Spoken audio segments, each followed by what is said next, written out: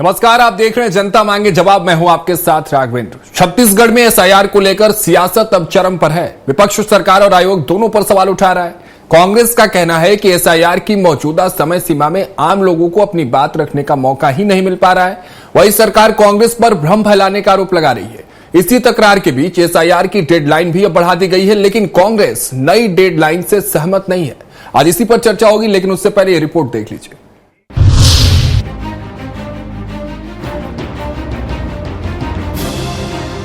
छत्तीसगढ़ में एसआईआर के तहत मतदाता सत्यापन का काम जैसे जैसे आगे बढ़ रहा है, वैसे वैसे राजनीति भी तेज हो रही है। कांग्रेस का आरोप है कि प्रक्रिया जल्दबाजी में शुरू की गई। दूर दराज इलाके में रहने वाले लोगों तक समय पर सूचना नहीं पहुंचे।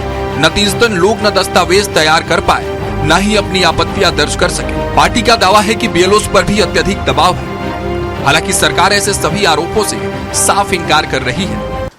देखिए, जो आंकड़े चुनाव आयोग ने जारी किए हैं, उन आंकड़ों से ये स्पष्ट है कि एसआईआर का काम तेज गति से हो रहा है। न केवल निर्वाचन आयोग का अमला, बल्कि लोग भी आगे बढ़कर एसआईआर में हिस्सा ले रहे हैं। और अब तक जो आंकड़े हैं वो बहुत ही संतोषजनक है और अच्छे से सुचारू रूप से एसआईआर का काम चल रहा है।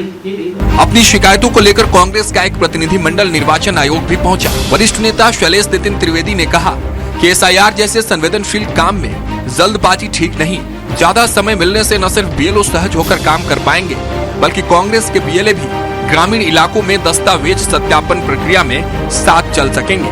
बीएलओस को भारतीय जनता पार्टी की सत्ताधीशों द्वारा प्रभावित करने की कुत्सित साजिश की जा रही है। गैर लोकतांत्रिक कार्य किया जा रहा है। इसको लेकर हमारे प्रतिनिधि मंडल ने कड़ी आपत्ति निर्वाचन आयुक्त के आगे दर्ज की है। लेकिन विवाद सिर्फ समय सीमा का ही नहीं, सियासी चिंगारी तब और भड़क गई जब गृह मंत्री विजय शर्मा ने कहा कि अगर रिकॉर्ड में गड़बड़ी मिली तो कार्रवाई होगी। कांग्रेस ने इस बयान को धमकी करार देते हुए सरकार पर मतदाता नाम काटने की साजिश का भी आरोप लगा दिया है, जबकि सरकार का कहना है एसआईआर सिर्फ प्रक्रिया है, राजनीति नहीं। उनके ब्लड रिलेशन का कोई व्यक्ति ही 3 में नहीं होगा, वो व्यक्ति कहां से आ गया, ये समझना पड़ेगा ना। तो ऐसे व्यक्ति चिन्हांकित होंगे तो उनके ऊपर विभिन्न जो धाराएं हैं, विभिन्न एक्ट्स हैं, उन सब पर कार्रवाई होगी और साथ ही साथ फॉरेनर्स एक्ट पर भी कार्रवाई होगी। बहरहाल कांग्रेस की मांग पर आयोग और सरकार क्या कदम उठाते हैं, इसका जवाब आने वाले कुछ दिनों में मिल जाएगा। लेकिन इतना साफ है कि एसआईआर की नई समय सीमा ने सियासत को ठंडा करने के बजाय और भी भड़का दिया है। छत्तीसगढ़ की राजनीति में एसआईआर आने वाले दिनों में सबसे बड़ा विवाद साबित हो सकता है। स्वराज एक्सप्रेस के लिए रायपुर से दिलीप साहू की रिपोर्ट। तो एसआईआर अब समय पर सियासत, इस पर चर्चा करने के लिए हमारे साथ मौजूद हैं डॉक्टर गंधर्व पांडे जी, बीजेपी नेता के तौर पर हमारे साथ जुड़े इस चर्चा में। सत्य प्रकाश सिंह जी, कांग्रेस प्रवक्ता के तौर पर जुड़े, और के शर्मा जी, वरिष्ठ पत्रकार हैं, हमारे साथ इस चर्चा में जुड़े। आप तीनों का बहुत बहुत स्वागत है। चर्चा की शुरुआत करते हैं सत्य प्रकाश जी आपसे। आप टाइम बढ़ाने की बात आप कर रहे थे, आपकी पार्टी कर रही थी, विपक्ष लगातार टाइम लाइन को लेकर सवाल उठा रहे थे। निर्वाचन आयोग ने 7 दिनों का हालांकि समय बढ़ा दिया है। आप निर्वाचन आयोग के पास आपका एक प्रतिनिधित्व मंडल भी गया था, वहां से क्या कुछ जवाब मिला सत्य प्रकाश जी आपको? पहले यही से शुरुआत करते हैं। देखिए राघव जी, सबसे पहले तो ये जो भारत में जो 7 राज्यों में चल रहा है एसआईआर, उसके तहत जो हमारे बीएलओ साथी जो शहीद हुए हैं, मैं उनको पहले तो श्रद्धांजलि अर्पित करूंगा। चाहे वो विपिन यादव जी यूपी के हों, चाहे अनीता नागेश्वर जी एमपी की हों, चाहे अरविंद जी गुजरात के हों, चाहे वो अनीश गुजौर केरल के हों, या संतराम जी राजस्थान के हो, तमाम ऐसे हमारे बीएलओ साथी हैं जो इस दुनिया में नहीं रहे, हमारे बीच में नहीं। और क्यों नहीं रहे, सबसे बड़ा सवाल वही है। क्यों नहीं रहे? चुनाव आयोग की हट की वजह से, सरकार की हट की वजह से, कि आपको इतनी जल्दबाजी किस बात की है, सवाल यहां खड़ा होता है। छत्तीसगढ़ में कब चुनाव है आपको मालूम है राघवन जी? एमपी में कब चुनाव है? राजस्थान में कब चुनाव है? यहां तक कि बंगाल में भी तत्काल में चुनाव नहीं है कि 2 महीने 3 महीने 4 महीने में चुनाव है। तो आपको इतनी हड़बड़ी किस बात की?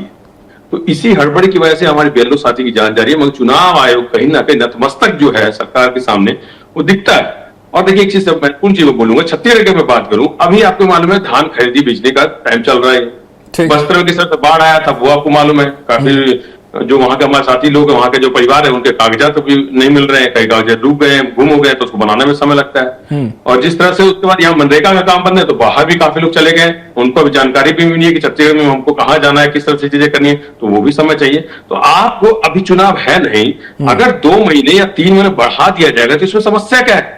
एक तो बीएलओ पे दबाव भी नहीं रहेगा, और आपको मानो बीएलओ पे दबाव सिर्फ ये काम पे दबाव नहीं है, राजनीतिक दबाव भी है। जिस तरह से विपिन यादव जी जो यूपी की में जो थे, वो इनकी मौत हुई, उनके परिजनों ने बताया ना किस तरह से खास वर्ग का नाम काटने के लिए उनके ऊपर दबाव था, किस तरह से बीएलओ ने आत्महत्या की, उसने बताया कि शादी से पहले उनको समय नहीं दिया जाता है, यहां तक बोला जाता है शादी कैंसिल कर दीजिए। तो मतलब शादी इंसान को बीएलओ को करनी है कि नहीं करनी है, ये भी चुनाव आयोग तय करेगा। तो ये कहीं ना कहीं दबाव जो बनाया जा रहा है, वो भी दबाव भी कम होगा, और राजनीतिक दबाव नहीं हो, ये हम विपक्ष आते चाहते हैं। तो देखिए, महत्वपूर्ण मुद्दा ये है कि आप क्यों ऐसा कर रहे हैं। अब रायपुर की बात कर लीजिए, महिला बीएलओ किस तरह से मारपीट हुई है, वो हम सबने देखा, क्या सुरक्षा मुहैया कर रही है। एक बीएलओ, उनके पर राजनीतिक दबाव बनाया गया, इनके पार्षद के द्वारा, कोई कार्रवाई पार्टी ने की है, कोई चुनाव आयोग ने कार्रवाई की है, तो ये दबाव की राजनीति भी क्यों कर रहे हैं। और हम विपक्ष नाते सिर्फ और जनता के हित में 3 महीने का समय मांग रहे हैं, मगर इनको तो क्या कहा निर्वाचन आयोग ने? 7 दिन का समय बढ़ाया गया ना सत्य प्रकाश जी, जो आपका प्रतिनिधित्व मंडल वहां पहुंचा था, उनको क्या जवाब मिला निर्वाचन आयोग की तरफ से? ये तो मैं पूछ रहा हूँ, बताइए ना पहले। नहीं राघवेंद्र जी, ये सवाल तो मेरे को लगता है कि आप पूछना नहीं चाहिए। क्यों? क्योंकि 2014 के बाद सारी चीजें आप देख रहे होंगे, तो चुनाव आयोग विपक्ष को जो बोलता कहां है? चुनाव आयोग समय मांगेगा तो वो मिलता नहीं है। चुनाव आयोग एफिडेविट हमारे साथी जो गठबंधन के साथ वो देते हैं, उसकी जांच नहीं करेंगे। लेकिन आप जिस समय को, आप जिस टाइमलाइन को कह रहे हैं कि तेजी से और जल्दबाजी में, बीजेपी और इलेक्शन कमीशन उसको ये कह रहा है कि रैपिडली हो रहा है, चीजें रैपिडली हो रही है, मतलब तेजी से हो रही है और काम अच्छा प्रोसेस जा रहा है। राघवेंद्र जी, ये चीज आपने अच्छी बोली कि बीजेपी और चुनाव आयोग, यही हम बोल रहे हैं कि हम चुनाव आयोग करते, बीजेपी फुट पे आ जाती खेलने के लिए। लेकिन तेजी से, आपको मालूम है, फॉर्म अगर पहुंचे 50%, तो भर के वापस कितने मिले? हमारी भी टीम है ना, बीएलए हमारे भी उनके साथ है। 50 से 60% जो फॉर्म रायपुर में पहुंचे हैं, तो उसमें से मात्र 12% भरे गए हैं। मैं आपको अभी यहाँ आपके लाइव डिबेट बता देता हूं, मेरे पास मेरा खुद का फॉर्म नहीं है, और बता दीजिए आप, अभी तक नहीं मिला मेरे को। तो आप यही देख लीजिए ना कि किस तरह से काम हो रहा है। और आपको मानो इनको क्यों सूट करता है। अभी बिहार चुनाव हुआ है, इस तरह से आपने देखे होंगे, नेता लोगों ने ऐसे दिखाए थे, कभी दिल्ली में दे रहे थे, कभी यूपी में दे रहे हैं, कभी बिहार में दे रहे हैं ऐसे वोट। तो एसआईआर का क्या ये करते हैं वो भी मालूम है, क्योंकि और एक खास रिपोर्ट, एक मीडिया उसकी रिपोर्ट बताती है, एसआईआर के बाद भी जो बिहार में हुआ था, जहां जहां ज्यादा सीटों से बीजेपी जीती है, वहां एसआईआर हुआ था, सबसे ज्यादा नाम काटे गए। चाहे पूर्णिया की बात करें या मुजफ्फरपुर के अंदर की बात करें, मैं नहीं बोल रहा हूं, एक बड़े मीडिया की रिपोर्ट के तहत मैं आपको बताना चाह रहा हूं। तो ये दिखता है, ठीक है ना, अगर आप ये आरोप आप बिहार के लिए लगा रहे हैं, तो इसी प्रोसेस को रोका जाए, इसीलिए तो छत्तीसगढ़ में एसआईआर हो रहा है, उसका तो कम से कम आप लोगों को साथ देना चाहिए। नहीं राघवेंद्र जी, देखिए फिर वही मैं बोलूंगा, ये मीडिया गलत परसेप्शन ना बने। हमने एसआईआर का कभी विरोध नहीं किया। आप कोई एक भी राहुल गांधी जी हो, चाहे मैं छत्तीसगढ़ के भूपेश बघेल जी, चंद्र मंच, दीपक बैठ, किसी का बयान उठा के बता दीजिए कि एसआईआर का विरोध कर रहे हैं। किसी ने कहा है क्या? हम तो खुद बोल रहे हैं, हमारी बात को तो बल्कि अनुराग ठाकुर बोलते हैं, हमारी बात को तो इनके दूसरे नेता बोलते हैं। एसआईआर का विरोध नहीं कर रहे हैं सत्य प्रकाश जी, लेकिन इलेक्शन कमीशन पे आपको भरोसा नहीं है। ठीक है, एसआईआर होना चाहिए, मगर निष्पक्ष होना। इनके नेता ऐसे क्यों डबल लिंक लगा के घूमते हैं? तो क्या ऐसे का मतलब बताइए आप। गंधर्व पांडे जी, ठीक है, तो बीएलओ में दावा क्यों बदला जा रहा है? निकलेगा तमाम चीजें आपकी तरफ से आगे। गंधर्व जी क्या कहेंगे, जो सत्य प्रकाश जी आरोप लगा रहे हैं तमाम चीजें, और बीएलओ को लेकर जो खास तौर पर जो बातचीत हो रही है, दबाव बनाने की बात हो, चाहे इस तरह से एक तरफा फायदा पहुंचाने की डायरेक्ट बात जो विपक्ष कर रही है, उस पर क्या प्रतिक्रिया रहेगी आपकी? देखिए, सर्वप्रथम आपको नमस्कार, साथी पैनलिस्टों को नमस्कार, सत्य प्रकाश जी, के शर्मा जी, और आपके दर्शकों को नमस्कार, जय जोहर। एसआईआर जो हो रहा है, स्पेशल इंटेंसिव रिवीजन, इसका मुख्य उद्देश्य क्या है? हमारे देश में, हमारे लोकतंत्र में सबसे जो मेन चीज है इलेक्टोरल रोल, जो मतदाता सूची बोलते हैं, उसकी शुद्धता का कार्य है, उसका वापस उसको पवित्र करने का काम है। क्योंकि देखा जा रहा है बहुत सारे लोग जो है मृत हो चुके हैं, उनके नाम आ जाते हैं। बहुत सारे लोग 2-2 जगह 3-3 जगह नाम जुड़वा लिए हैं, कई लोग शिफ्ट हो गए, उनके नाम हैं। और जो बीएलओ को दबाव लेकर के बोल रहे, तो पूरे प्रदेश भर में 25,000 से ज्यादा बीएलओ घर घर जाकर के कार्य कर रहे हैं, और अभी तक 85% का डाटा आ चुका है। जिस प्रकार से चीजें चल रही हैं, 7 दिन का समय और बढ़ाया गया। अगर कांग्रेस को इतना ही है तो ये बता दें, इन्होंने जब एसआईआर कराया था तो कितनी समय सीमा दी थी? क्या 30-35 दिन से ज्यादा दिए थे? क्या 1 साल में एसआईआर किया था? और जहां एसआईआर की बात है तो बहुत अच्छी स्वागत योग्य चीज है। और ये बीएलए और बाकी चीजों का आरोप लगा रहे हैं, तो केवल और केवल इंटरनल असेसमेंट रिपोर्ट जो चुनाव आयोग की है वो ये बताती है 2018 से 2023 में छत्तीसगढ़ में 7 से 8 लाख फर्जी मतदाता जोड़ दिए जाते हैं जब कांग्रेस का शासनकाल था, और निश्चित तौर पे इनके वोट कटेंगे। तो इनको उस चीज की पीड़ा है, अपने वोट बैंक की चिंता है। कहीं ना कहीं कांग्रेस पार्टी के पेट के दर्द का कारण ये है कि ये जो एक समाज विशेष की और वोट बैंक की राजनीति करते हैं, जिसका प्रभाव बंगाल में दिख रहा है, किस प्रकार से वहां बांग्लादेश वापस भागने की एक होड़ लगी हुई है, जिसके विजुअल्स हम सभी ने सोशल मीडिया के माध्यम से देखे हैं। तो निश्चित तौर पे ये बहुत एक स्वागत योग्य प्रक्रिया है। और जो बीएलओ की बात है उसको चुनाव आयोग ने स्पष्ट किया कि 40 लोग जो इस प्रकार से आरोप लगा रहे, ऐसा कोई नहीं है। निश्चित तौर पे ये हो सकता है कि आकस्मिक स्थिति या किसी पुरानी बीमारी के से ग्रसित होकर के इस प्रकार का कोई दुर्घटनावश या कुछ किसी की मृत्यु हुई हो, उनके लिए गहरी संवेदना हम प्रकट करते हैं। और चुनाव आयोग जो ओवर टाइम काम कर रहे हैं, बाकी चीजें हैं, उनका जो ट्रेवल अलाउंस है, सारी चीजों को उपलब्ध भी करा रहा है। और ये संविधान में स्पष्ट लिखा है कि बार बार एसआईआर होना चाहिए। ये तो बहुत लंबे समय बाद हो रहा है, इसका स्वागत करना चाहिए। अभी इन्होंने कहा कि एसआईआर का विरोध नहीं है, पर जब बिहार में एसआईआर हुआ तो भारी विरोध हुआ। कभी ये कहते हैं ईवीएम खराब है, उसके बाद कहते हैं वोट चोरी हो रही है, उसके बाद भाई जब एसआईआर करा रहे हैं तो उसमें रोने लग गए कि वोट काट दिए। तो कांग्रेस पार्टी को अभी तक अपनी हार का कारण समझ में नहीं आ रहा है। और मैं आपके इतने बड़े चैनल और प्लेटफॉर्म के माध्यम से आपको, इनको और आपके दर्शकों को बताना चाहूंगा, इनके हार का कारण है केवल और केवल केंद्रित एक परिवारवादी सोच, जिसके इर्द गिर्द इनके पार्टी और पूरे परिवार की राजनीति घूमते रहती है। ठीक है पांडे जी। एसआईआर तो देश के जो हमारी मतदाता सूची है उसकी पवित्रता का कार्य है, और निश्चित तौर पे इसको बिल्कुल करना चाहिए। बिल्कुल, बहुत स्वागत योग्य है और सभी इसमें बढ़ चढ़कर भाग। ठीक है के शर्मा जी, आपके पास आता हूं, लेकिन उससे पहले एक छोटा सा जवाब 30 सेकंड का सत्यप्रकाश जी आपसे। जो आरोप लगाए हैं गंधर्व पांडे जी ने, वोट कटने का डर कांग्रेस को सता रहा है क्या? ऐसा जैसे बंगाल की जो तस्वीर बात करें, घुसपैठे वापस जा रहे हैं, और जिनका नाम कटेगा तो नाम तो कटना स्वाभाविक है, या तो जिनकी मृत्यु हो गई है, जिनकी शादी हो गई, जो पलायन कर गए हैं, जो शहर से गांव चले गए, जो गांव से शहर आ गए, जिनके बूथ बदले हैं, उनके नाम तो कटेंगे किसी ना किसी बूथ से। तो ये नाम कटने से डर कांग्रेस में है क्या सत्यप्रकाश जी? बताऊंगा मैं, तो आपने 2 सेकंड नहीं 5 सेकंड लूंगा। अब पहले नाम कटने की बात कर लेते हैं। 30 सेकंड मैंने आपको दिया सत्यप्रकाश जी।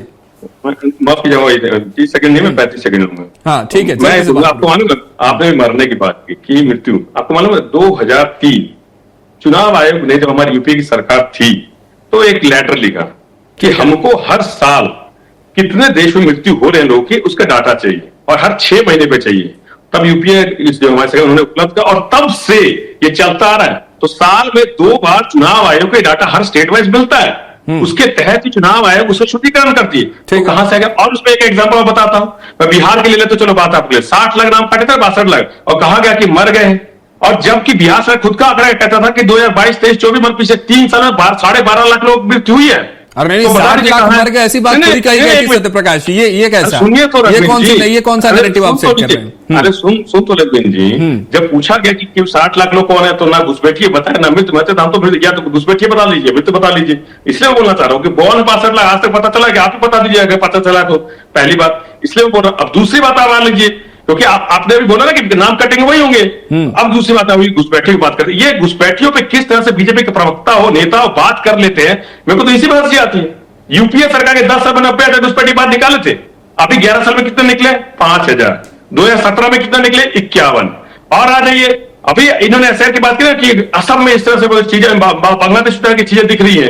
एनआरसी 2 स्टेट में हुआ था, असम में एनआरसी हुआ था, 19 लाख लोग घुसपैठिए के तहत जो चिन्हित किए गए। यानी वोट कटने से कांग्रेस को किसी प्रकार की कोई चिंता नहीं है ना? अभी खत्म नहीं हुआ, 1 मिनट, इस बात का जल्दी से जवाब दीजिए ना। के शर्मा से इनके बहुसंख्यक लोग थे, कितने बाहर निकाले बता दीजिए? 19 लाख मिले थे ना, एक भी बाहर नहीं निकला है असम में, एक भी। तो क्या ये करना चाहते हैं? अरे छोड़िए ना, कांग्रेस क्या चाहती है बताइए ना सत्यप्रकाश जी। सीधे सीधे 1 स्टेटमेंट, नाम कटने से।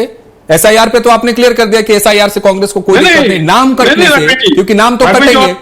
नहीं रघुवीर जी, एक मिनट देखो, वही तो मैं बोल रहा हूं ना कि नाम किस आधार पर आप कटेंगे, ये बताइए ना। आपके आधार क्या चुनाव आयोग पर? 62 लाख लोग बने हैं ना घुसपैठिए, तो क्या आधार है नाम काटने का, बताइए आप। आधार यहाँ आप पे के नाम शर्मा काटने जी क्या बता आधार देंगे, है? मैं उनसे तो समझ यही तो लेता हूं, बोलना चाह क्योंकि रहा हूं इलेक्शन ना। कमिश्नर ने साफ तौर पर आधार भी सामने रख दिए, तथ्य भी सामने रख दिए कि किस तरह से एसआईआर का पूरा प्रक्रिया हुआ।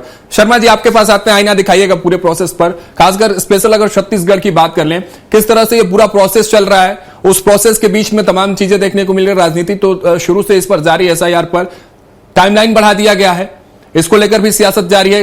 3 months बनाम अ वीक, मतलब 1 सप्ताह और 3 महीने की मांग जो कांग्रेस की थी, इसको लेकर क्या वहां बातचीत चल रही है, कैसी स्थितियां हैं, और इस पूरे प्रोसेस में आप किस तरह से स्मूथनेस देख रहे हैं, चाहे जो भी बीएलओज और बीएलएस पर जो आरोप लग रहे हैं उसको आप किस तरह से देख पा रहे हैं? शर्मा जी।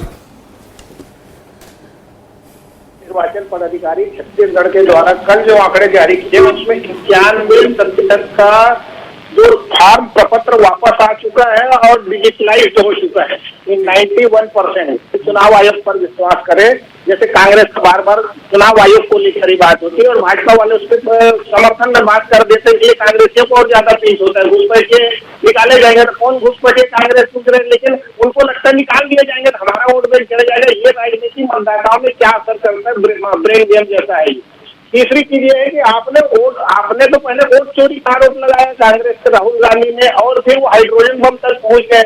अब उसी के बाद ये पूरी प्रक्रिया चल रही है।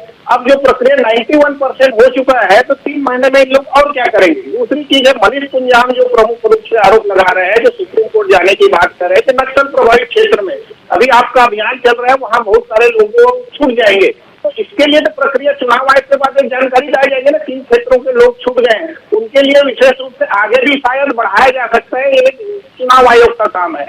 लेकिन बात यहाँ पे आती है 3 महीने का यदि बढ़ा भी दिया जाए तो स्कूल की पढ़ाई को लेकर फिर सवाल उठेगा, कितने महीने तक शिक्षक बाहर घूमते रहेंगे। दूसरी चीज है कि जो आंगनबाड़ी के जो छोटे छोटे बच्चे हैं उनकी स्थिति क्या रहेगी, तो विपक्ष का काम है सवाल उठाना।